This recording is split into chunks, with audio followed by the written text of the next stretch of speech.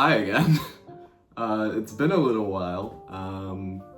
I know it's been a while since I recorded a video of any description, let alone one kind of along my own topic and talking about my own life, but kind of wanted to make a video talking about my journey at Calling Jakarta and my journey with Flesh and Blood overall.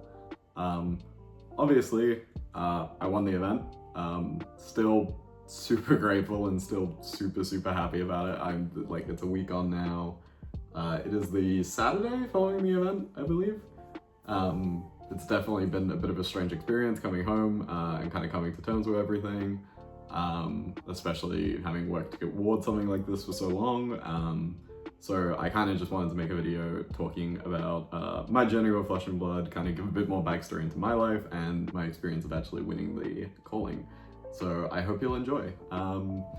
Another big reason for making this video was, while I was with Isaac and Sam, who were traveling with me for this event, all of us said that everything was going so disastrously wrong that if one of us won the event, we would make a video talking about it in the style of Caleb or Margin Bay, host of World Tour Weekly and his own YouTube channel, who has some of the best story time videos on YouTube. I would heavily recommend checking them out, but this is kind of going to be my little spin on that kind of video.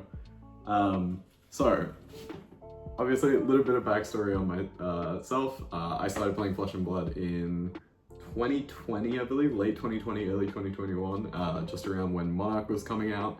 I started playing Flesh and Blood because Magic died, and I really liked Magic. Australian national champion Zach Gardner in 2024, who I knew through Magic, came up to me one day at our LGS and he was like, "Oh, have you heard of this new game called Flesh and Blood?" And I bought a Welcome to Wraith Bravo deck, and then I kind of forgot about the game for a while.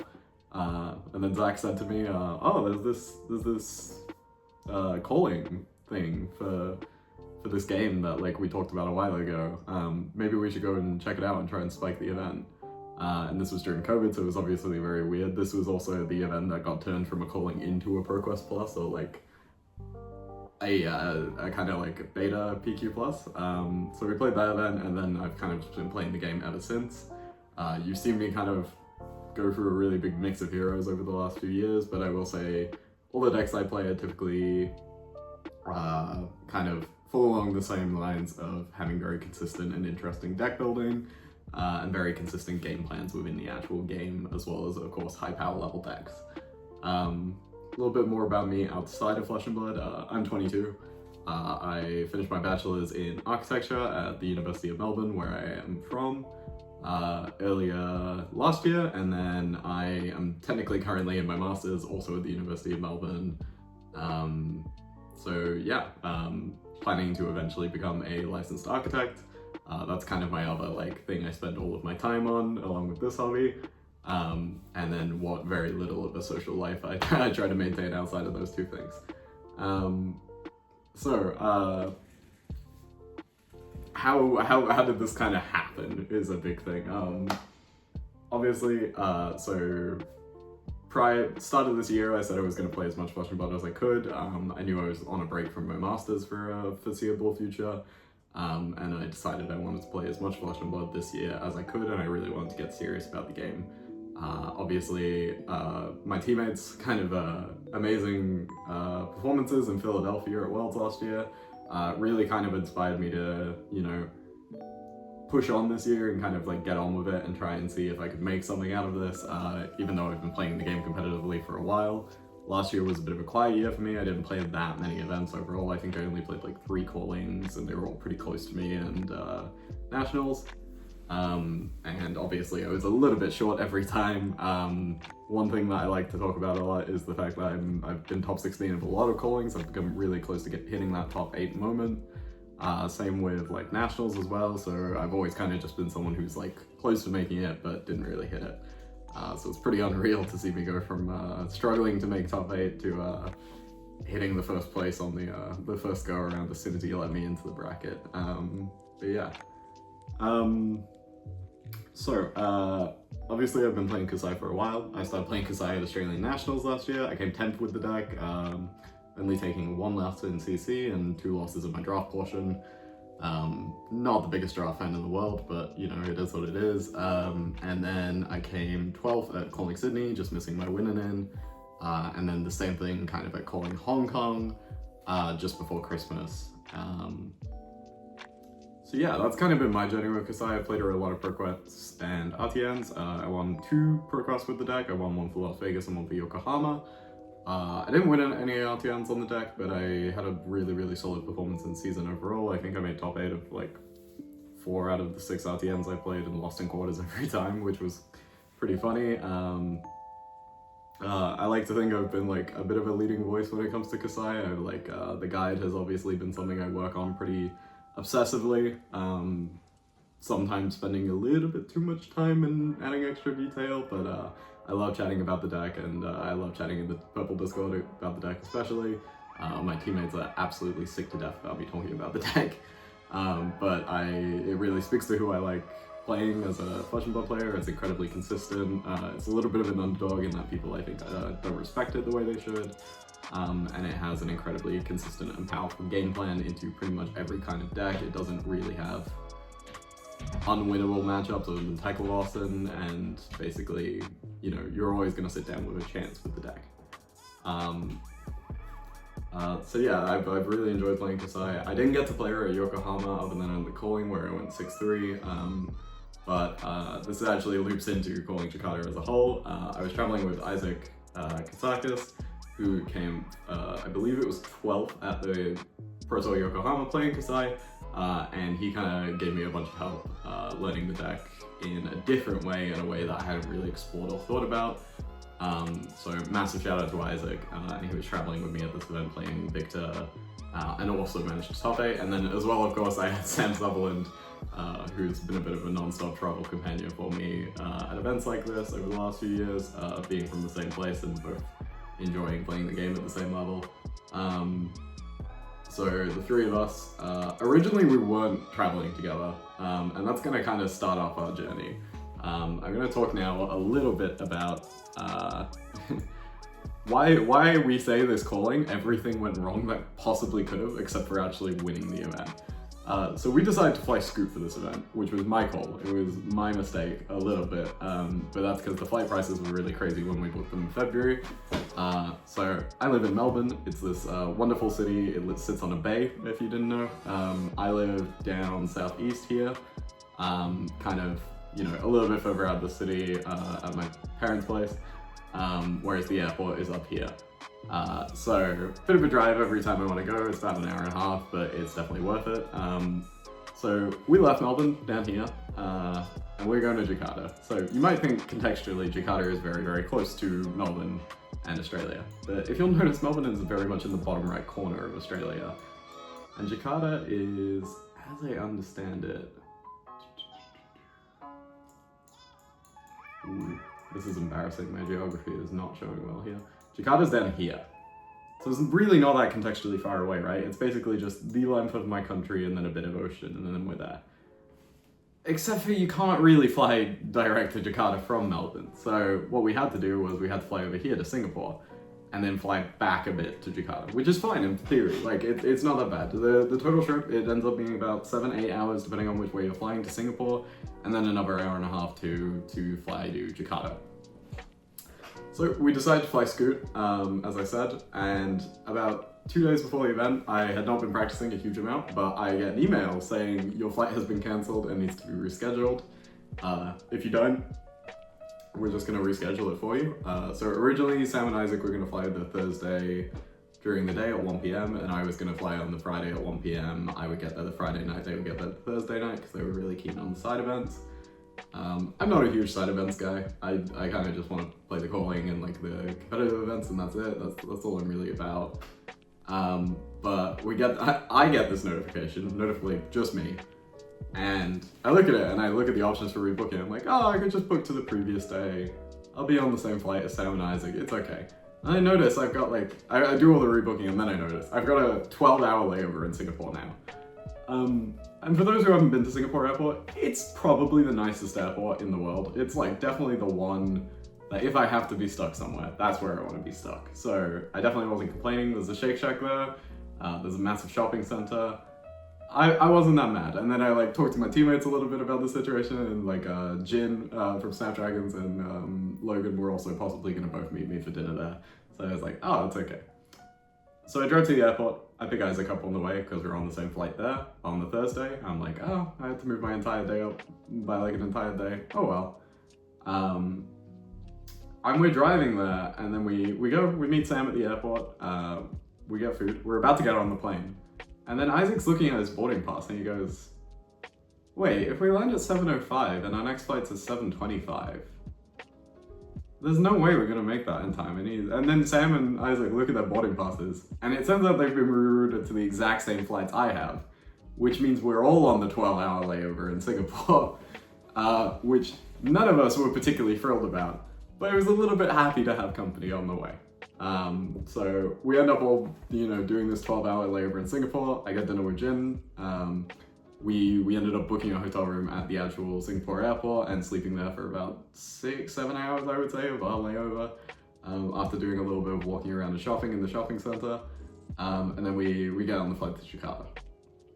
Now, the other thing to note about this trip is I had previously been to the doctor earlier that week just for a regular checkup, and then I mentioned to my doctor I'm going to Jakarta, and he looks at me and he goes, oh, you're gonna want to get some shots for that. And I'm like, oh, okay, can't be that bad.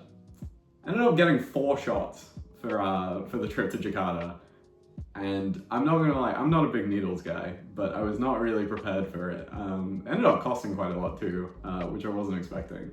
So there's another thing that we just weren't really like prepared for in hindsight. And then while I'm sitting there, I text Isaac and Sam and I'm like, you guys should also probably get the shots. They ended up deciding not to, which is kind of fair enough. And then my doctor's like, oh, so you're gonna want to only drink bottled water while you're there, just still to like minimize the risk of it catching any diseases that are known to occur in the water. And similarly with the food, you might also want to just kind of stick to things that are, a bit more like fried or like westernized, just to avoid any particular stomach problems or stomach bugs. Barley belly is like a thing that's like fairly well known about in Australia, so my doctor kind of gave me the rundown on that. So me, Sam, and Isaac all just kind of like, we're a little unhappy about it because we like tasting the cuisine of the places we're in, but we were only here for a couple of days, so we're like, we're gonna live like Brody and Clements and just stick to the white people food that's like allegedly a bit safer and just fried into oblivion and out of tasting like anything. So we get down, we're all feeling a bit rough because we've had, a bit of a weird sleep schedule. We get to Jakarta. We just missed the horse promo event, which we were all a bit annoyed about. We were all pretty keen on playing that event. So then we decide to play the 1 p.m. CC. We play some CC, we play some games, we meet up with everyone else at the event that we know. Obviously all the Blue Pitch are there, Lionel's there, Jake and Brody in there, Jason Rolfe was there, which I was not expecting. I was kind of like, a little bit like, oh, I didn't expect you to kind of be down here. So if you look at Jakarta itself, the airport's just over here in Tangerang. It's the Soekarno-Hatta International Airport. We stayed just next to it. And then the actual event was in like this arts and design district of like manufacturers and stuff. There was a bunch of showrooms and stuff. And that was kind of up here. My belief is that it was probably better for us to just sit next to the airport. And when I checked it was like a 20-minute taxi. Turns out it was more like 35-40. So that was like one more thing to kind of deal with. And obviously ordering a taxi in other countries is a bit of a different thing than we were kind of expecting. Myself, I kind of lived on Coke Zero the entire trip. I'm a bit of a caffeine fiend and I'm also a bit of a coffee snob, and not having access to that, I kind of just endeavored to just drink as much caffeine through Coke as I could the entire event. Some might say that's why I played finals so quickly. Who will ever know? So we finish up on the Friday night. I'm talking to Isaac about things. I'm feeling fine about my event. It's all good. We're like locked in. We check into the hotel, we sit down, settle all our bags and stuff. Everything's fine on the Friday. We sit down on the Saturday and we like get to the event, everything's fine. Like that night, nothing went wrong. Everything was okay. We get to the event on Saturday, I sit down for my round 1 and I see the judges looking around me and I'm like, here we go. I see what's about to happen. And they walk straight up to me and Pudding. And me and Pudding have played each other a lot of times. We've played at a lot of different callings at this point, and we've also played on coverage a few times. I lost my win in for Calling Sydney to Pudding in round 11 of Calling Sydney. And they look at us and they go, "Oh, do you guys want to be on camera?" And I'm like, "Yeah, alright, I could kind of see this happening." So we go over and we sit down and I'm like, "Alright, round 1 on coverage. It's fine. Not helping the round 1, round 2 nerves, but I'm like, oh, it's alright." And I'm like, "What are you playing, Pudding?" And he's like, "Oh, I'm playing Katsu." And I'm like, "Oh, I really wish he said Syndra." But luckily, I've played the Katsu matchup quite a lot, so I kind of knew what was going on. You can watch this game. I think it's a really good example of how the matchup plays out. I kind of knew by the end of the game that I was going to win because I just kind of knew that in this scenario, this is where my deck kind of flourishes and his deck kind of like burns out a bit. Notably, what I've noticed is like the amount of times the Kassai wins the game is typically dependent on how many copies of bonds the Katsu resolves. In this case, Pudding resolved all 3 copies and like did them in some pretty great ways. So it was definitely a lot closer than I would normally have that experience. He did a very good job of executing it properly. So from here, we can actually pull up my record. They pulled it up on the stream at one point. I play another Katsu, who plays more of a rushing river combo style, and I just managed to race him out just after his combo turn. A Reiner, a bunch of Victors. I was expecting a lot of Victor this event, but I played 6 games of Victor, including my top 8 games, 4 in the Swift. Which is obviously like a bit difficult. It's like not my favorite matchup in the world, even though I think I've got a very good strategy into it. Played 1 Syndra, and then I finished out the game with Nova. Nova and me have known each other for a long time as well. We played in round 12 of the Calling Taipei in the Lexi mirror, and Nova just absolutely destroys me on camera. And I come 9th because of it and don't top 8. So playing Nova in the last round felt kind of cathartic, especially playing Mario, which has been a match that I've put a lot of time and work into. So it was a good way to finish out the day. We end up 6-1 to finish out the day. Feeling pretty proud of it, feeling good. We like, put some photos up right now. So we go to McDonald's for dinner. You know, like the scared white people we are. And there's just feral cats that are just like chilling in this McDonald's. And they're just coming up and saying hi to people. And like, me, Sam, and Isaac are sitting down at a table. And then Sam just like is midway through a sentence and then he just goes, and just like completely freezes up. And I just see this cat walk out from under the table and like just clearly like rubbed up against Sam's leg. And Sam was just like so confused, and honestly, it was really funny. But it was also a little bit like, a little bit worrying. They were very adorable the whole time. They were pretty friendly with us, the feral street cats. Obviously it looks very cute. I've got a cat myself, so it was pretty, you know, chill to have them around. I've got some great photos of them on my phone. Definitely wasn't too upset about seeing them. But yeah, definitely wasn't something that we were all expecting. And this is where the story kind of begins, this end of day 2. We get in the taxi from the airport. We got like an hour and a half to get to the venue. We left plenty of time because we were also checking out of the hotel that day, and it took like way less time than we thought. We get in, and straight away the driver says something about toll cards, but also he says no English, and very clearly does not understand anything we're saying, which is completely reasonable. We're foreigners in a foreign country trying to get a taxi. That's on us. We're complete goofballs. Probably should have learned a little bit of the language before coming, honestly. So some time goes by, and we're driving a very different route than we were expecting to get there. And we confirmed with him a couple of times just by like showing him on the map where we're going. And he's like, yeah. And we're looking at the arrival time on his screen and on our screen, like on our phones. And it's going up from like 8:30 to 8:40 to 8:50. And it goes back down to like 8:45. And it goes back up to 8:50. And it goes back up to 8:55. I'm like, oh no. So me and Sam are just kind of looking at each other in the back of this taxi like, we might miss round 1. That's a really big problem, because if you don't know, if you're too tardy for round 1, you get an IP penalty and then you get a game loss. And obviously, even being 6-1, me and Isaac are like, definitely on the nose. Sam's 5-2, so he really needs to win out if he wants to top 8 or even cash, really. So we ended up pulling out my reserves of cash that I like for some reason had for this trip, and I had a bunch of the local currency, and I pick out a few of like the biggest notes we have, and I just hand it to the driver, and I'm like, fast tolls. And then he understands straight away, and I just see the time slowly start dipping. I don't really know what happened. We eventually get to roads that we see. But I'm still panicking because the time is still like at like 8:50, 8:55. If we hit like a little bit of traffic where he slows down slightly, we're cooked. So I'll put up my text to Jacob on the screen now.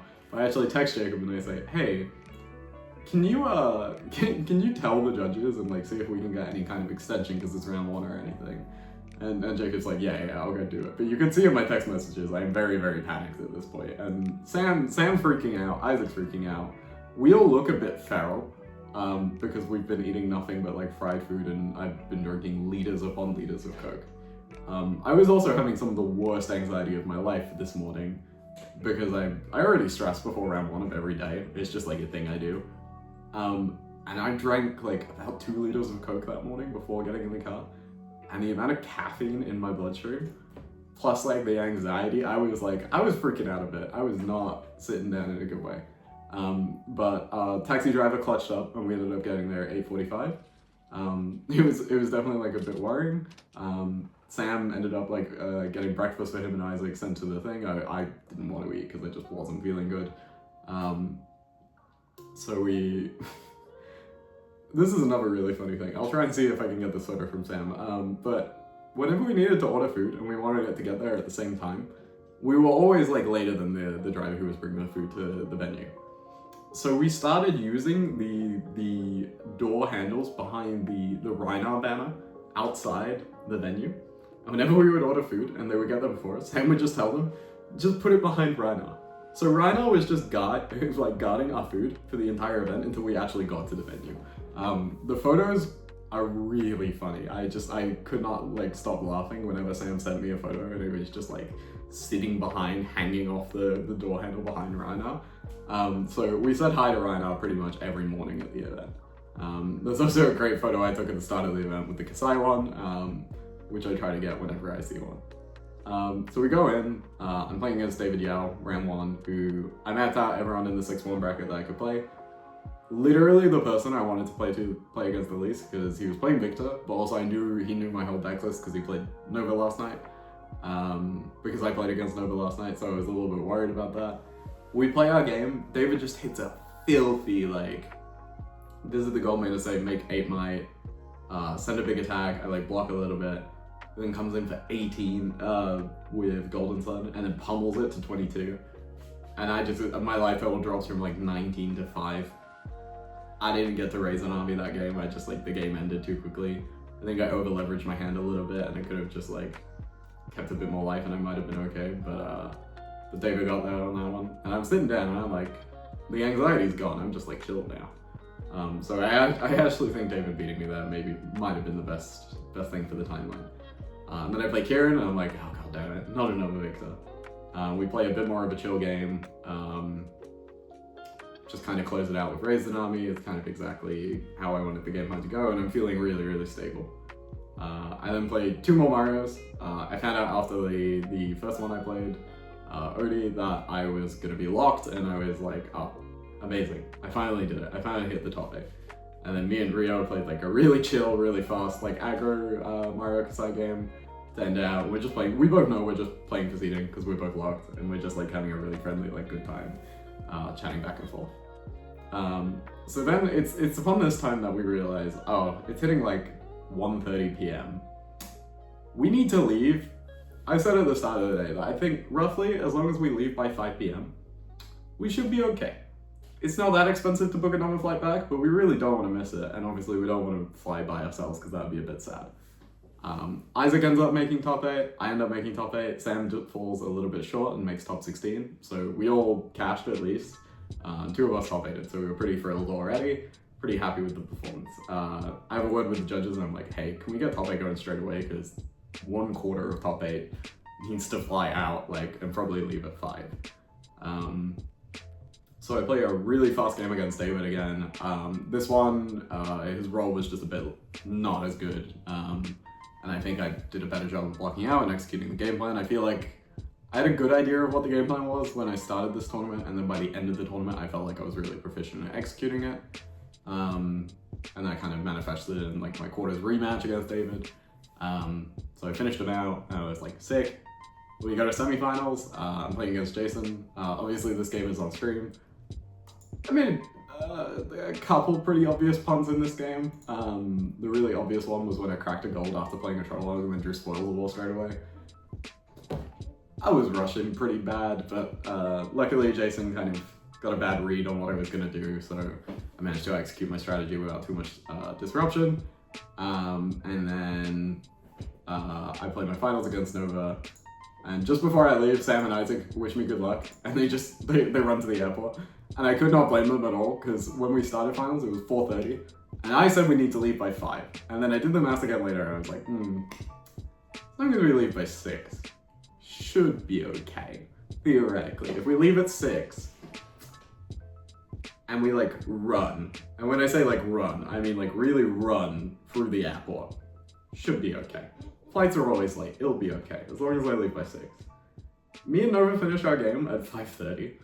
And obviously I'm like thrilled. I managed to say hi to a few people at the event. I think I said hi to like Lionel, said hi to a few people watching. I did photos with the TO, as well as I filmed a really short interview of him that I haven't seen yet. I don't know if that is anywhere. I would really like to get that interview, because obviously I didn't get to give my one on camera.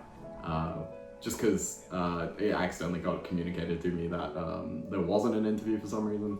Turns out there was, I just kind of ran out the door before I meant to. But yeah, I got to say hi to a few people. I said bye to Nova and thanked him for the game. I got to give Jacob a big hug, because he's kind of watched me like punt out the last few near misses for top 8. And then I get in the car, we start driving for 5 minutes, and I get a text message from Ethan, and he's like, hey, where are you? And I'm like, oh, I left, there's no winners interview, right? And he's like, no, there's a winners interview. How far are you? And I'm like, probably a couple of kilometers outside of the venue now, like in the car, and I don't really speak the driver's language, so I can't really communicate that I need to get back. And Ethan's like, oh, okay, we're just gonna end the stream. And I was like, pretty frustrated. I would have really loved to give my interview. But you know, I'm kind of seeing this as my way to kind of talk about it a little bit. Obviously I've got like congratulations messaging in from like across the whole world. I'm like sitting on the way back. I called my mom and dad in the car and kind of talked to them. They're really thrilled, obviously. My dad was very confused because I texted him earlier in the day and I said I was 5th, and he was like, oh, great job. And then I texted him like 4 hours later, and I just said, oh yeah, I won. And he's like, wait, what? I thought you were 5th. And I was like, oh yeah, that was top 8. I probably should have explained that. But he was really happy about it, and then my mom was obviously thrilled. And I get back to the car, I'm like walking through security, got a little lost at the airport to start with, I'm not gonna lie. We were really playing this one by ear. I meet up with Sam and, I'm gonna meet up with Sam and Isaac at like the Burger King through security. I start walking through security and I just get like a lot of messages at once. And I just start like, tears start welling up in my eyes. And, like, I don't think I really sunk in yet. I think I was still in shock. I think I was in shock pretty much from the end of quarterfinals all the way until I got to airport security. And then everything kind of hit me at once. And I just started like welling up and I started crying a little bit. I was just like a bit overwhelmed completely. Obviously I've kind of been working on this for a really long time. So to kind of hit the success that I always wanted to hit was like a very overwhelming moment for me. So I'm like, I'm walking through security, like trying not to ugly cry, because no one wants to cry in the airport. That's like crying at the club. You don't want to do it. And I walk through, I meet Sam and Isaac. I had one very cool guy who was also getting a flight at that time, came and said hi to me and said congrats as well. We sit down at the gate. I meet Gordy and Eugene there as well, so I say hi to them. They both congratulated me. It was really nice. And then we fly home. Obviously, we're absolutely exhausted. At one point in our layover in Singapore, I was sleeping under a bench with Sam and Isaac on top of it. I really wish Sam and Isaac got a photo of that because I think it was really funny. I just spent like an hour sleeping under a bridge because I was under a bench because I was just so worn out. And we get back to Melbourne. Sam splits off from me and Isaac. I'm gonna drop Isaac at home. and we lose my car in the parking lot. So I always normally, like, the Melbourne parking lot is like really, really big at the airport. I normally take a photo of like where I park so that like, because there's like these signs that like let you know where you parked. Me and Isaac spent about an hour and a half, maybe 2, just walking around this car park trying to find the car. Because I was certain that we parked near one shelter, and then it turns out we parked somewhere completely different. So we get back in the car, I drop Isaac off, I get home, and I just collapse in an absolute pile. I just like, I pull everything out of my bag, I like, immediately started like hugging my cat, and I was just like very overwhelmed. And since then I've kind of just had a very chill week. I've had a couple of days back at work. During the day I'm working part-time at a hardware store. But yeah, it was definitely kind of a bit of a roller coaster of a trip. I feel like a lot started going wrong very quickly. Before the trip, during the trip, after the trip, everything kind of that could go wrong, travel related, did kind of go wrong. By the end, I was absolutely just falling apart. I don't think I've been that tired since like after Pro Tour Yokohama. I was just like, because I did Shanghai before, I was so worn out by the time I got home, and I was like that same level of tired. You know when you like can taste how tired you are? I don't know how to explain it, but like, yeah. But obviously, it was a pretty overwhelming like weekend, just like in every sense. I was obviously like stoked that Isaac made top 8. I was like thrilled I made top 8. And then I like won the event, and then I was just so confused. I was just very out of it for like probably until we actually got on the plane, and then it like kind of started internalizing a little bit while I was just sitting on that first flight.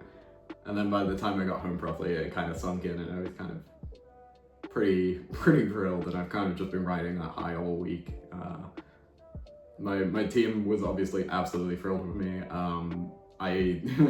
We had a lot happen for the team that weekend because we had Filippo formally join, who won the Calling Rotterdam just a couple of weeks ago. He was working with Dennis for that event, so he decided to join officially.